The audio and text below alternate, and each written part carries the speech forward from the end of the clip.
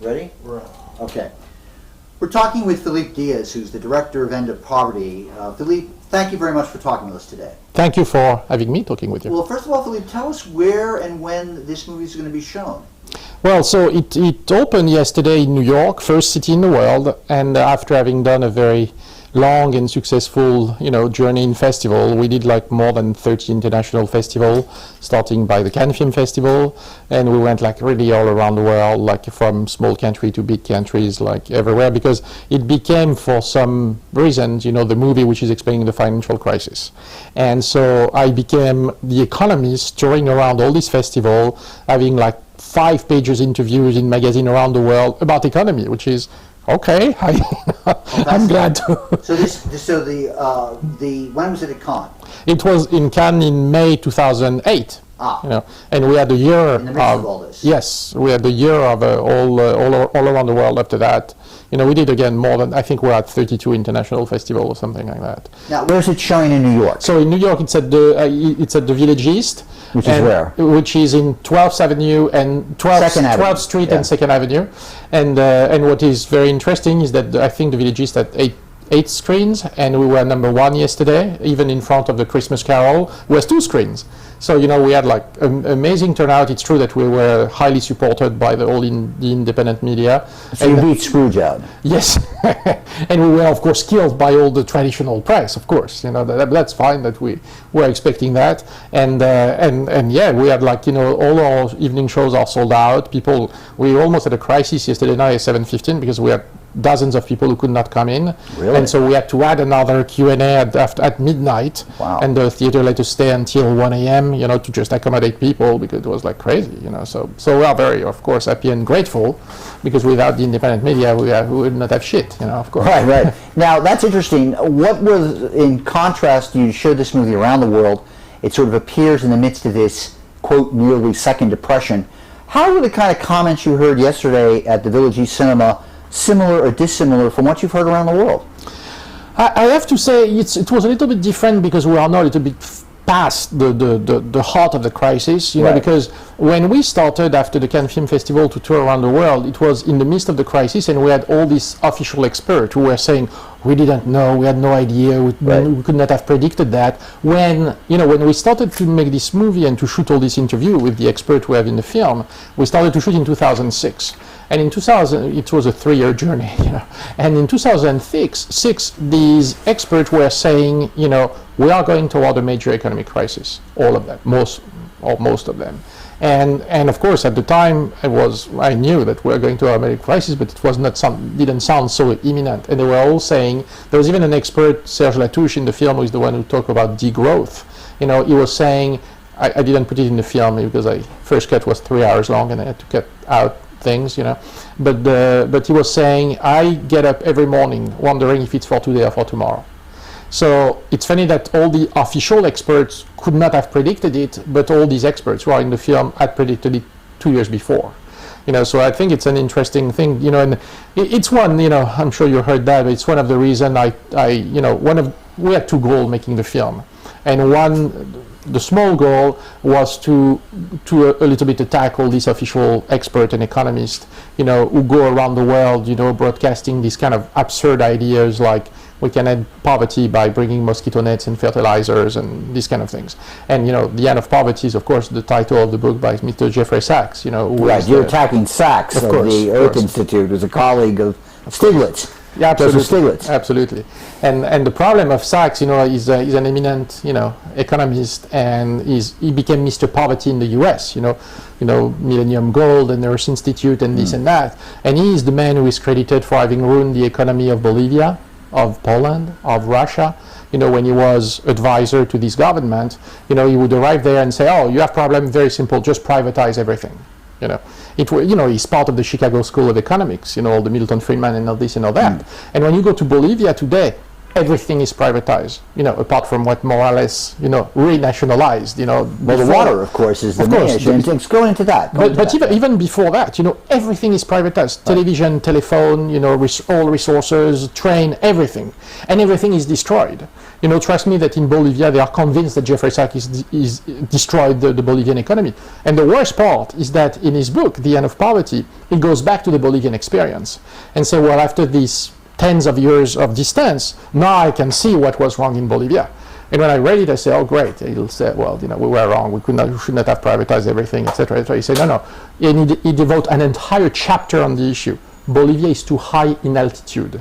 That is the problem of Bolivia. And, if it was from anybody else than Sachs, it would be very funny. Because, the conquistador had no problem with the altitude of Bolivia. They took all the silver out and everything, Right. no problem in Bolivia. Right. But now we have a problem to help Bolivia to get out of the hole, So, again, if it was for someone, not an eminent economist like him, that would be very funny. But from him, when he's Mr. Poverty in the US, it raises very serious question, on our seriousness about economy, just simply economy. Well, in End of Poverty, in part, you talk about this privatization of water issue, which rose in the past 20 years. And explain a little bit how Bolivia is sort of an interesting example of this, which is a global phenomenon. Meaning the Bolivian water is very interesting because it was the last thing which was not privatized in Bolivia. And it was not so long ago, actually, it was 10 years ago. Government needed money, went to the World Bank, and the World Bank said, absolutely, we'll give you this loan, but you have to privatize the water. And the deal was made between the World Bank, Bechtel Corporation, and of course the Bolivian government, which passed a law by which even rainwater and water from the river became out of reach for the people. You didn't have the right anymore to go fetch water in the river or collect rainwater because it would hurt the interest of Bechtel Corporation, which is kind of amazing. And Bechtel got the deal because they promised to renovate, of course, the entire water system, bring water all over the country to people who didn't have it, etc., etc. After 6 months of being in the country, they didn't even buy their computer or rented the building in which they were housed. The Bolivian government paid for all that. They didn't do any modification or anything. They just raised the water price by twice or three times or thrice, 300%. 300% for everybody, including the poor people. So, of course, people could not pay. It's easy to see why. But also, it was going against very strong cultural belief of the Bolivian people, of the Aymara and the Quechua and all the nations which are in Bolivia, which is water is part of the Pachamama, Mother Earth, and that nobody can own or control Mother Earth, the Pachamama. And it's why they decided they would not take that, and they went into the street, and it started mainly in the region of Cochabamba. That's what was controlling Bechtel. You have other of the big international water company controlling other part of the country, and they blocked the entire region of Cochabamba. The government sent tanks and militaries. There were people killed, shot, in prison, but they resisted, they held, and Bechtel had to leave. Bechtel just packed and left. What the funny part is they sued the Bolivian government for damages. Damages of what? They didn't spend even $1 there, but that's okay.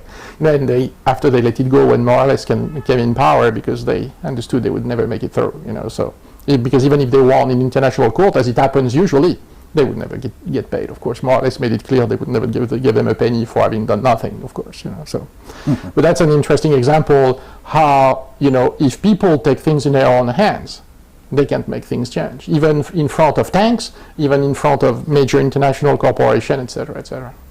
Now, in your film, End of Poverty, unlike other films on globalization, you take, as Baudel says, a longue durée view.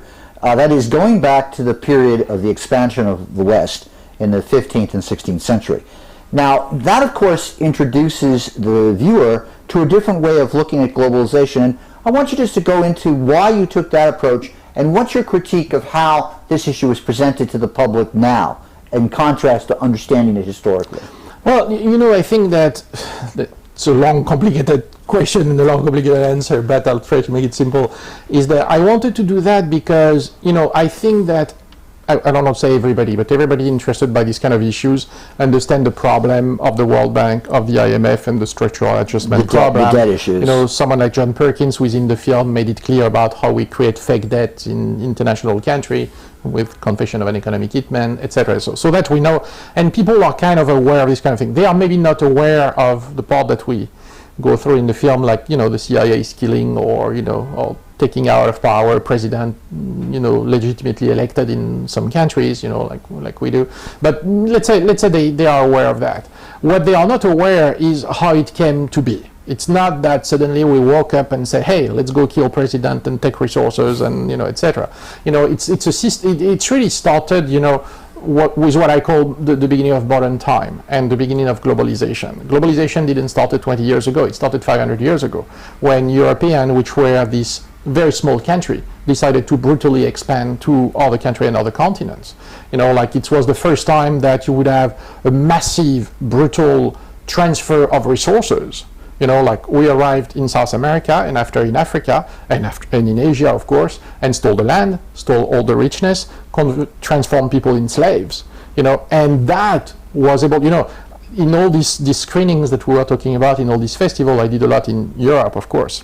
And I asked, you know, because the audience usually finish the movie like with their mouth open, you know, like, oh my God, oh yeah, a lot. And I say, well, look, you know, it's very simple. Look, how do you think our ancestors, coming from this very small country, Spain, Portugal, even France, UK, even worse, Belgium, Holland, you know, how did they build these empires? How did they create this massive, you know, industrial revolution? We had no resources whatsoever. Look at Belgium and Holland. They have no resources. You know, in UK and France, we're a little bit of coal. Big deal, you know, and nothing else.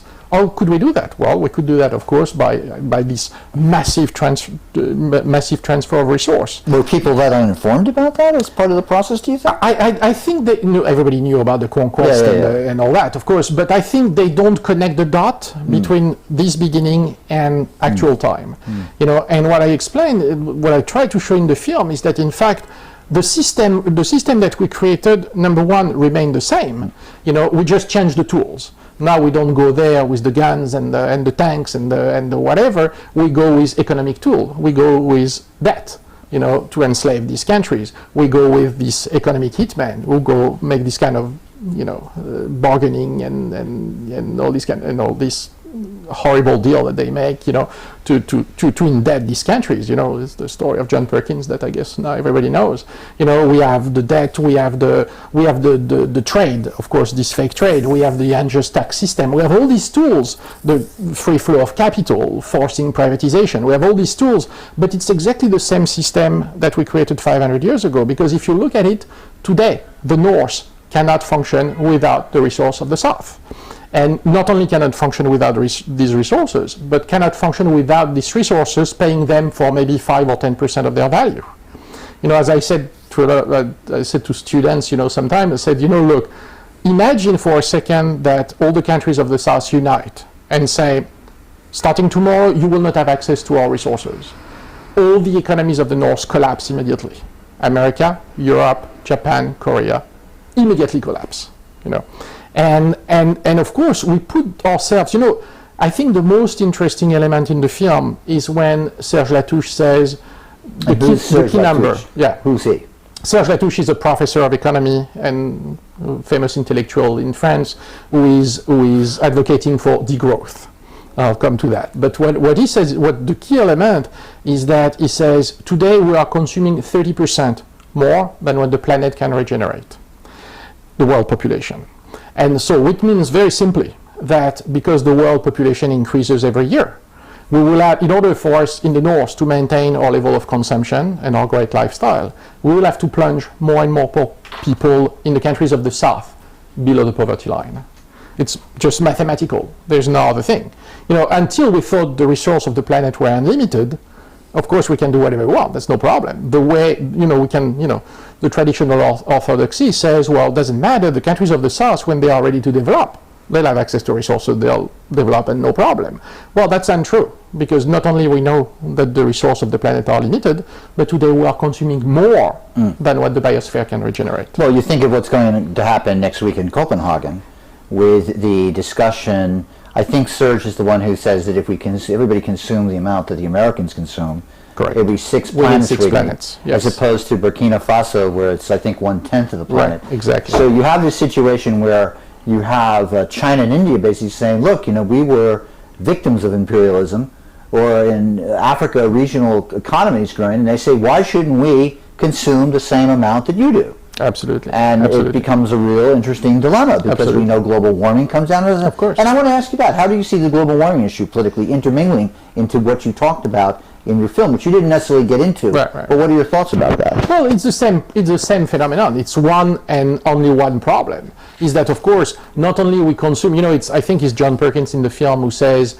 20% of the world population, which is us, of course, consume 80% of the resources and create 70% of the pollution.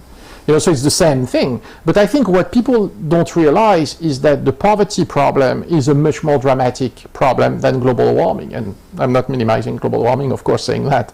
Is that we know that global warming will start to kill people massively in the next 10, 20, or 30 years. We have been killing people massively for the last 100 years. Because of that, Well, hundreds of years, actually. Well, of course, absolutely, absolutely. But the last card of the film said 20,000 children die every single day from poverty-related causes. And is not enough to tell us, that we are in a very, very serious problem. We have been digging a hole under our feet for like 100 years, hoping that we will never fall in the hole.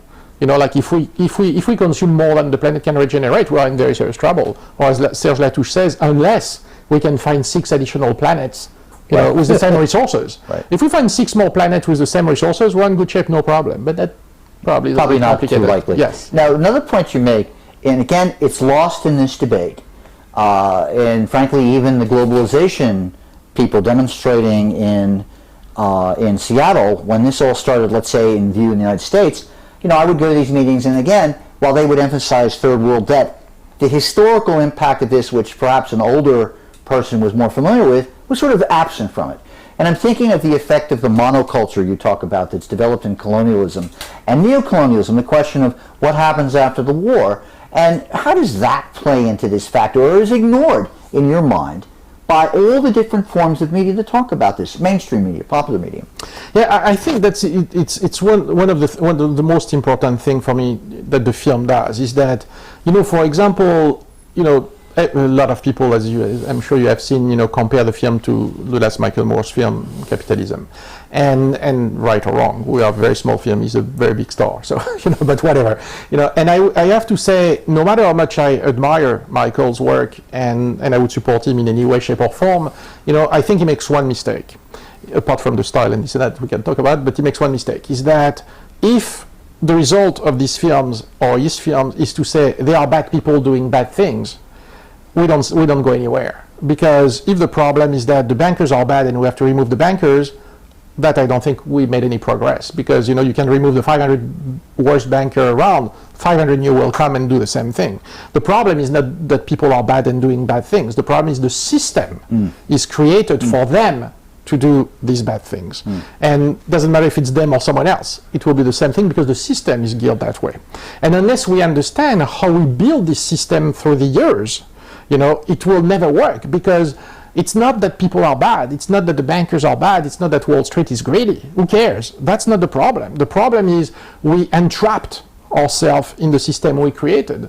If today we cannot function without stealing the resources of the South, we have a very serious problem, because it means that, again, as I was explaining, we'll put more and more pressure on the countries of the South, and therefore, as the expert says in the film, we'll have more and more war resources, we'll have more and more terrorism, because John Perkins says all the time, we did a lot of Q&A together, and he says, I met a lot of terrorists in my life as an economic hitman. None of them wanted to be a terrorist. We love in the North to portray these people, as religious fanatic, that I'm sure they are too. I'm not excusing anything, of course.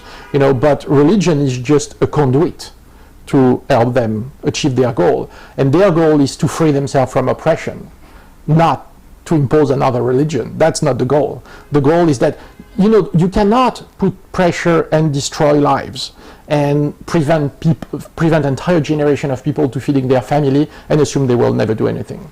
Now, in End of Poverty, you talk about the Washington Consensus.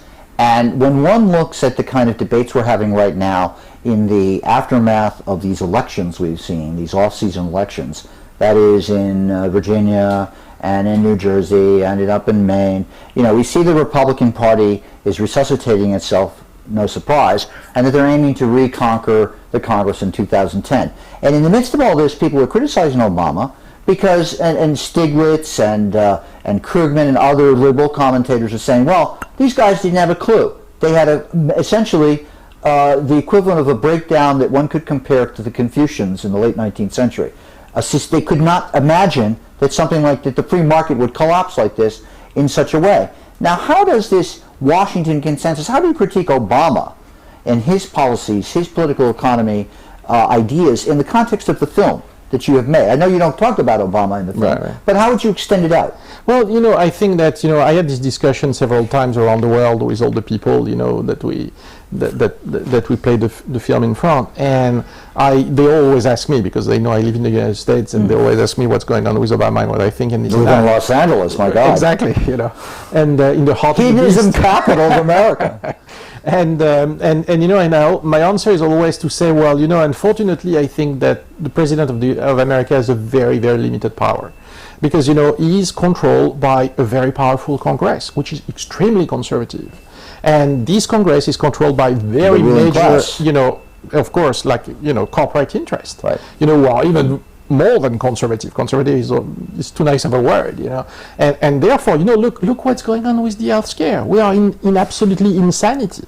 You know, if you have tons of small countries around the world who can give free health care to everybody, including Cuba, right, who has the best medicine around the world, you know, United States cannot do that. But they can give $3 trillion to bankers who 6 months later will make billions of dollars of profit. Where are we? You know, it's like, it's insanity, honestly. Anybody, take yourself out of what you know and of the context and the political debate. Take yourself out of it and look at that, put that on the table and look at it, you say, it's insanity. It's absurd. It's beyond absurd, because, of course, all the American culture is still in the trickle-down theory type of frame of mind. You know, make the rich very rich and everything will be great. Make the corporation very powerful and everything will be great. And if you look at that from an outside point of view, you say, these people are insane. They are absolutely insane. Because, of course, it brings us to the collapse. We are today on the brink of collapse, but on a planet level.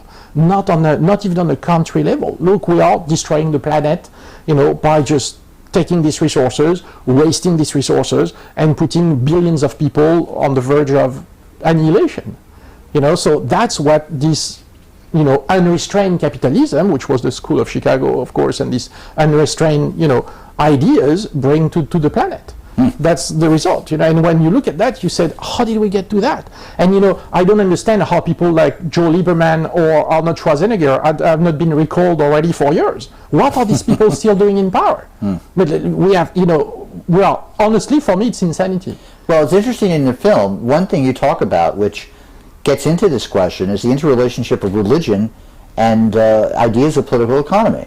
Because Adam Smith, while of course he is a secular thinker, and certainly a product of the Enlightenment in the late 18th century in England, the melding of religion, the idea you talk about freedom of religion with individual property. And this, of course, is something that is, in the United States, sacral. How does that play into this? Well, it's very interesting because, you know, that was one of the two most interesting things that I saw, you know, around the world. Two things. The first one is, as you saw in the film, that today in Bolivia, the old indigenous people who go to church still sit on the ground, not on the benches in the church, which is very interesting. It means that 500 years later, of course, 500 years ago, they were animals, you know, and inferior people giving by God to the white man to be slave, you know, but 500 years later, they still sit on the ground and not on the benches, which is very interesting. And number two, you know, what was fascinating also is, you know, we met this great law professor specialized in land law, which is Okotogendo in the film, you know, he's the chair of the University of Nairobi, Kenya. He just died, unfortunately. And what he told us, he said, you know, the worst thing that the British did in Kenya was not to take the land, was not even to reduce people in slave, was not to enslave in plantation. It was to impose the concept of private property. Because before we had, you saw the funny story that he explained that, by British law at the time of colonization, when there was no settled form of government in a country, the land would belong to the Queen of England, which is very convenient, isn't it? So they arrived in Kenya or in all East Africa and decided there was no settled form of government. So suddenly the land belonged to the Queen of England, who could do whatever she wanted with that. There was even a study. There was a scholar who made a study saying the biggest landowner in the world is the Queen of England because of these laws, Anyway, and what Okotogendo explained is that there was, of course, a very settled form of government in Kenya at the time. It was based on tribal law. And by tribal law, everybody had access to land, to graze your cattle, to build your house, to grow your food, and that was a right that could not be taken away from you. And not only you had this right, this permanent right, but your children will have the same right, and your grandchildren will have the same right, unless you leave the community, of course, And he said when they imposed the concept of private property, that was all gone. Of course, there's the famous story. I can tell you a funny story that even Martin Sheen told me. He's narrating the film. Because there's the Maasai in Kenya that we interviewed says, they came with the Bible in one hand and the gun in the other, and to expropriate us from our land. And Martin Sheen told me a funny story. He said, no, there's even a better story which said the Indian American in America. The Indian Americans say when the white arrived, we had the land, they had the Bible. Now we have the Bible and they have the land, and it's true. It's totally. I think that there is, as Cliff Cobb I think explained in the film, we arrive at a moment in history where there was this rise in this certain form of religious, right. Changes, which was the Reformation. Yeah, absolutely. And it was at the same time there was this rise in the concept of private property, which was imposed everywhere. And for a lot of scholars in Africa or in South America, that's the worst thing that we could have brought to this country, because as long as the resources are managed in commons, and we talk about that a lot in the film, you don't starve to death, because when you are part of a community, if for 1 year you are sick, you cannot grow your land and grow your own food, the community will provide. Even today, you saw the scene with the Maasai, when a Maasai owner of cattle kill a cow, his own cow, not the cow of the community, his own cow, it's for all the community. It's not for him, it's for all the community. And as long as the resources were managed in commons, there was no starvation. Of course, there was always drama everywhere, but no political starvation, of any kind. The moment you create private property is where the problem starts. Right, and also the form of Protestantism, particularly in America, which one who is poor is essentially ordained by God as being in that state. Calvinism, Absolutely. Of course, Absolutely. And a sort of crazy form of Puritanism. Now we're talking with Philippe Diaz, who's the director of End of Poverty. End of Poverty has a website, Philippe? Yes, theendofpoverty.com. And End of Poverty is showing in New York where? In New York at the Village East, which is 12th Street and 2nd Avenue. And again, it was #1 in front of all the other movies showing there, including A Christmas Carol yesterday. Christmas Carol. Now, it was at Cannes. Now, one thing you raised earlier about Michael Moore. Michael Moore uses the form of satire in his movies, especially to communicate to a younger audience, or to make what, he's been known for that ever since Roger and Me. What do you think of that form, and how does that contrast with what you've seen in form, or what sort of value do you put on that? Michael is a star, and he's using his star power to communicate ideas, and it's great. And again, if I could help him in any way, I would in a second. He doesn't need me, of course. And now I didn't think that, for me, I wanted, when I started, I worked a lot. I did 6 months of research, and I started, of course, to think about the style of the film. And I decided that, the subject is so dramatic and so serious and so important, because I wanted to interview all these poor people, of course, who are suffering and dying and starving and etc., etc. But I thought I can do cinema on that. It's impossible. For me, it was impossible. It was impossible even to make effects or this or that. The only effect that I allowed myself to make in the entire movie is at the end. If you saw, I use a freeze frame and a slow down motion, on the two kids at the end, because I wanted people to live with this image of this little kid begging in the street of Cochabamba to every car who drives by. Because I watched this movie 200 times. I spent 6 months editing it. I shot every images of it, but the only image which still moves me is this little kid, begging in front of every car, because I can't stop thinking that not only, of course, he's the innocent victim of our game, but I can't stop thinking, what does he think? He's a kid who is maybe 8 years old or something like that. I'm sure he would prefer to play with his friends, and he has to beg in front of every car which drives by, which of course don't give him anything. If you notice in the film, he didn't get anything from all these cars.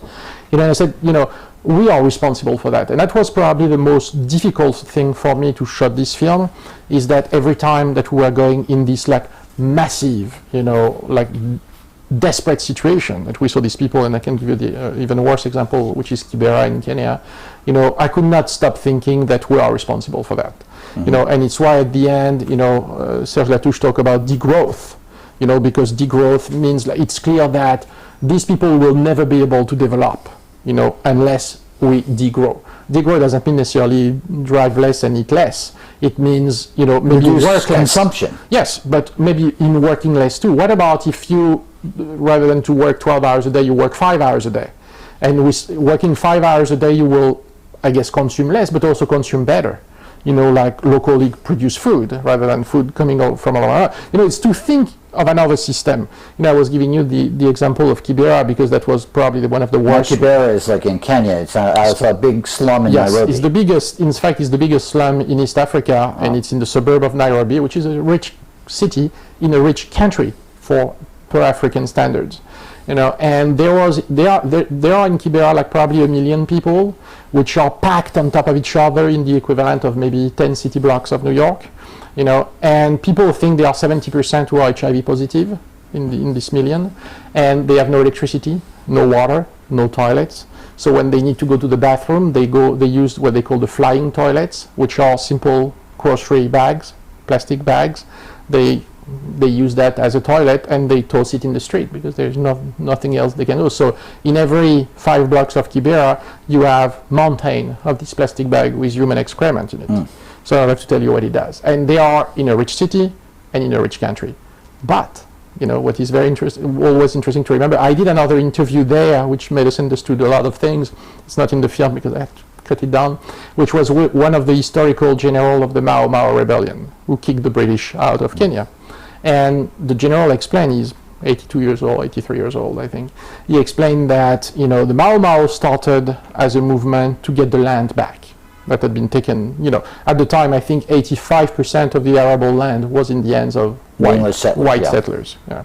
And so the Mau Mau rebellion started as, give us back our land. And he said, when we kicked the British out, when we got our independence, we were very happy. It was we said, that's it, we'll have our land back.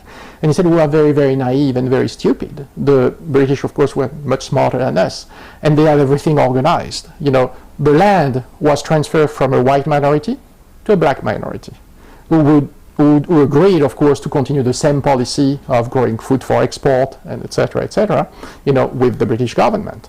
And, here in the North, even us, liberal, see Jomo Kenyatta, the first president of Free Kenya, as the liberator and this and that. He was, before anything else, the biggest landowner in Kenya. Well, you see the same contradictions in Zimbabwe with Mugabe. Yeah, of course, Mugabe cooperated with the white settlers up to the point of the structural adjustment program in the early 90s, then he jumped ship. Now, just to shift gears a little bit, when you have started something called Cinema Libre, tell us what that is. Well, it's when President Bush was elected the first time, I had the feeling something had to be done, and we should react to that, meaning all of us, independent media, independent filmmaker, and this and that. And I decided to create a mini studio, which does everything in-house: production, distribution, foreign sales, post-production, etc., but which would be specialized in social-political film. And that's what we did. We produced and distributed. That's an adventurous. Yes. Adventure. Yes, and we feel very lonely in Los Angeles, I can tell you that, in our endeavor. But, we produced and distributed probably 100 films, now probably half of them are social political documentaries, from Outfox to You did Outfox with Greenwald. Yes, of course, we did Outfox, and you were part of that. Yes, we were the theatrical distributor. We broke the 30 years record of the Quad in New York. So we had the line around the block from morning to night. And we did like tons of documentaries. We did Darfur Diaries. More recently, we did name them. We have a Green Line. We have, of course, a lot of them are political. What's it like to work with the whole Greenwald operation? Was it Brave Visions or no, Brave New Films? That's his new company. Before it was his older company. Now, but here you got something that is set into the move-on phenomena. That is, you go watch a Greenwald film, and then you watch it with your buddies and your friends, and then it's essentially a simultaneous political phenomenon around America. Now, what was that like? Tell us a little bit about that. It's interesting because, so we started this thing with Move On. Outfuck was the first one who had these house parties all around the country. That's the first one you did? Yes, to promote, the film. And there was a big backlash because after that the theater said, look, if you're going to have a house party where you screen the entire film all around the country before it's done in theaters, we don't want the movies anymore. Right. So now what we are doing, for example, we did the same thing for The End of Poverty. We edited a 20-minute version that we gave to everybody who wanted to show it in school, in church, in house parties, in unions, whatever it is, because that is acceptable for the theaters. It's a 20-minute promo. That's one thing, but that's the end. We will never be able to do that again. I can tell you that because I understand the theaters are trying to protect their business, and they have already a lot of competition with with the DVD and with the digital download and all that, so of course I understand. So I think the independents, mainly the one who are geared toward political issues and doing political films, have to have to reinvent, all the time the tools that they have, because tool change and we have to reinvent all the time, what we can do. And now, how do you see your whole? You have another concept called filmanthropy. Right. What's that all about? Well, that is, I always felt, I did a lot of movies like that around the world, and I always had a problem of taking the stories from these people because, when poor people, open their heart, and their house, to show us everything, they have the feeling by doing that their situation will change very fast, by broadcasting and broadcasting their problem through movies or through television, etc. That's it's the end of their problem. And I always tell them, unfortunately, it's not the case. Of course, we'll do everything to help you, and we'll do everything for the world to know. But I don't think that will change everything in that fast, So when we came back, we were so hurt by what we saw in Kibera that we created our own microcredit system to help the people there. We have been feeding for the last year. We have been financing a program for the orphan of AIDS, a feeding program for orphan of AIDS. We created like dozens of jobs by sending them money to create, there you can create a job with $100, and with $100 you can save a family.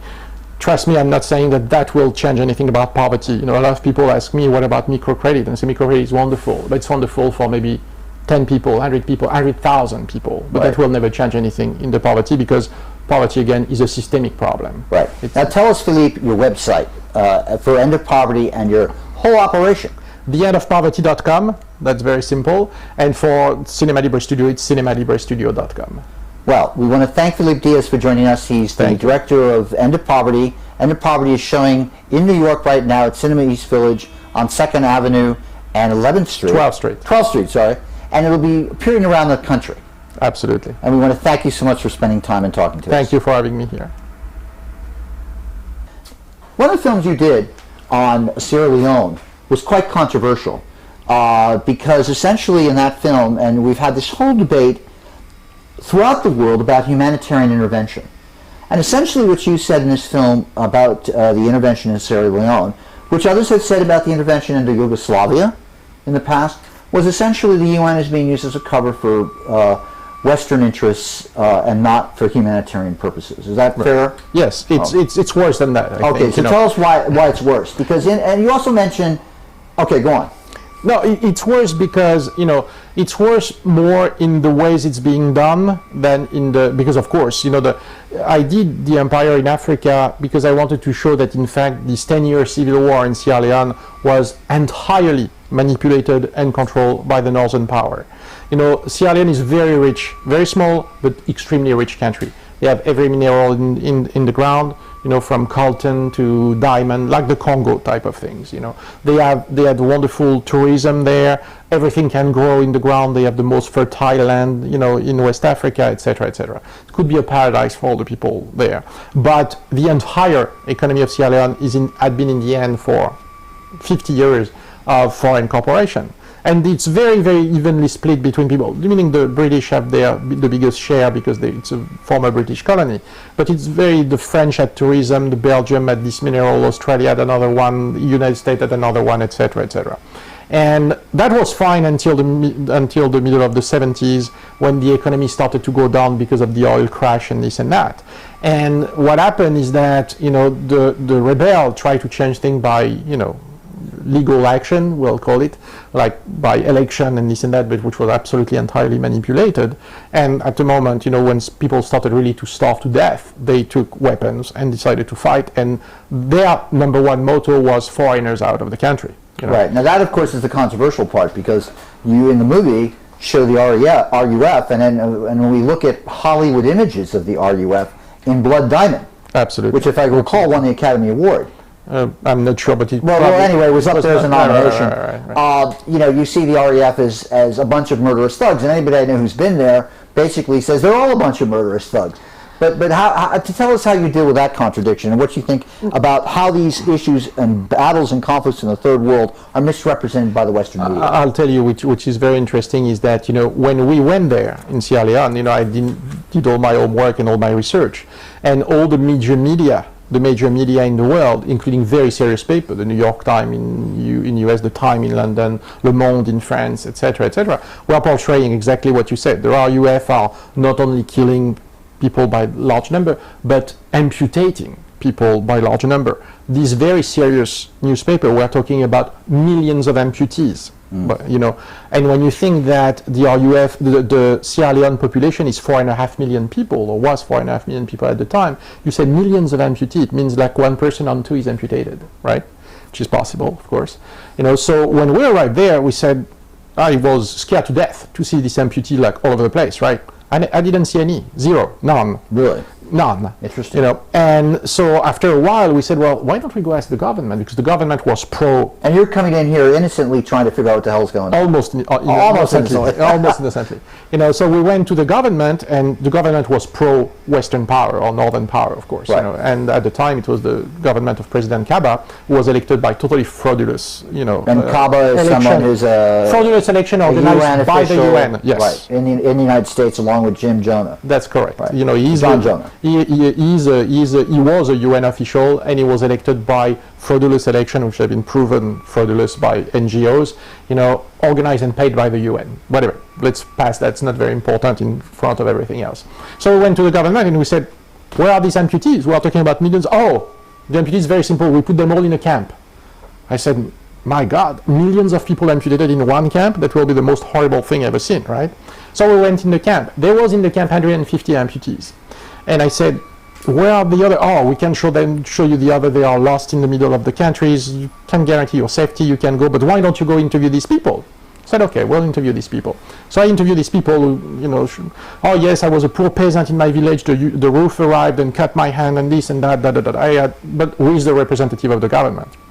And after I came back, I said, something's really wrong right there. So I decided to return in the same camp, without the representative of the government. I sneaked in, an evening, and I returned to see the same guys. And I said, look, you told me that you were amputated by the roof in this village, but there was no roof attack there. So what's the story? No, it was not the roof. I said, it was not the roof. Who was that? Oh, it was the army. I said, the army? So why did you tell me it was the roof? Well, because I'm paid to tell you that. The government is paying me to tell you that to all the journalists. And if we don't do that, we are being killed and etc. I said, really? And so it was either the army or the Kamajors, or of course the roof. Trust me, I'm not innocenting the roof in that. I even got that. And some attacked you because they thought you were unfairly defending the roof. Of course, and I got the roof in the film to confess that yes, of course, they committed these atrocities, and for one reason. I'll tell you how it started, this amputation, is that when they were in exchange fire, killing each other, etc., etc., when the government would catch a roof fighter, they would kill him on the spot. When the roof would catch a government soldier, etc., rather than to kill him, they would cut his hand, because they wanted him to return in his community and to show his hand and to say, you don't raise your hand on your brother. That was the whole concept of the rule for amputating people. Rather than to kill them, they wanted to cut their hand. I'm not excusing anything explaining that. I'm just explaining. Right. Okay. And what is very interesting is that, so all the mass media were totally manipulated, thinking that there were millions of amputees, because it was very dangerous, of course. We were there, it was not that dangerous, but it was dangerous, no question. And the government would organize tour. This camp had been set up by the government. Village. Yes, next to the airport. Next to the airport, and next to the only international hotel where the journalists could stay. Very, very clever. So they would take the journalists, bring them to the hotel, say it's too dangerous, we can't guarantee your safety, we'll bring you to the camp, do your interview, now you can go back home and make your article. And that's what happened for years and years and years. So when I brought the film in Cannes... And the film is what? Again, Empire... The Empire in Africa. Empire in Africa. And when I brought the film in Cannes, it was a major outcry from this great journalist who did this article saying there was millions of amputees, saying, how dare he telling we are not doing our work, and because at the end of the film there's a big part, talking about the mass media not doing their work, And so of course, big outcry, but what is interesting? Some journalists made this article saying, how dare he telling us we don't do a job, blah, blah, blah, blah, blah, very negative article.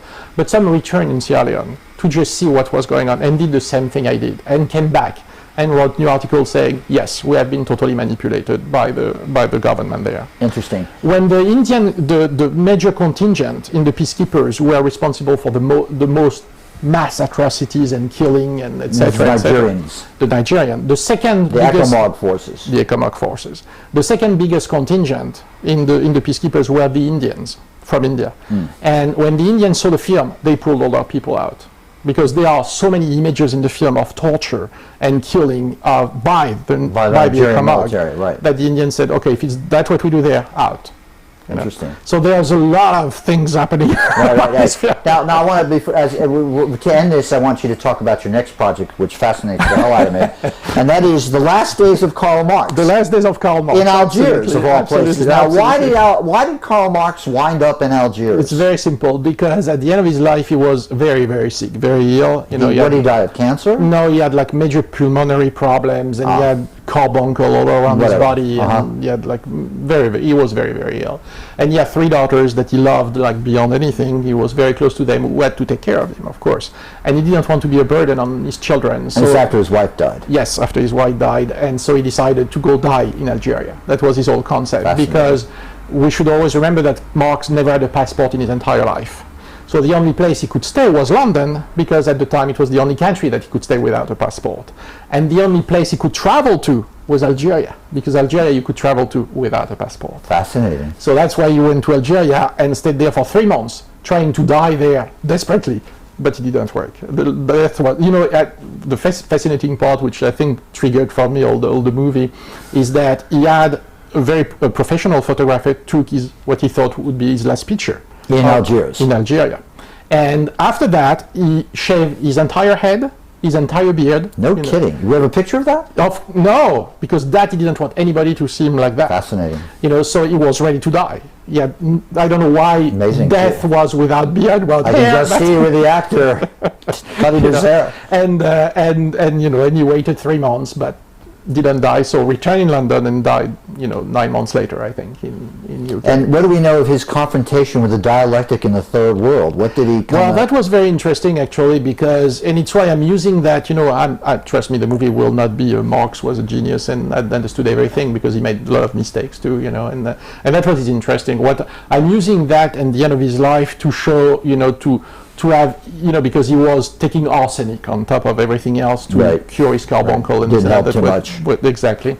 And he had hallucination and nightmares and this and that. So I'm using that to bring back the past. Very good. And I've been confronted with his nemesis like Bakunin and all these guys. In his dreams, in his dream world. Exactly. Because Bakunin was dead, and he has his wife coming back, confronted him about this affair he had with his, with their maid and da-da-da-da. Maybe you should have him think about the First and Second and Third International.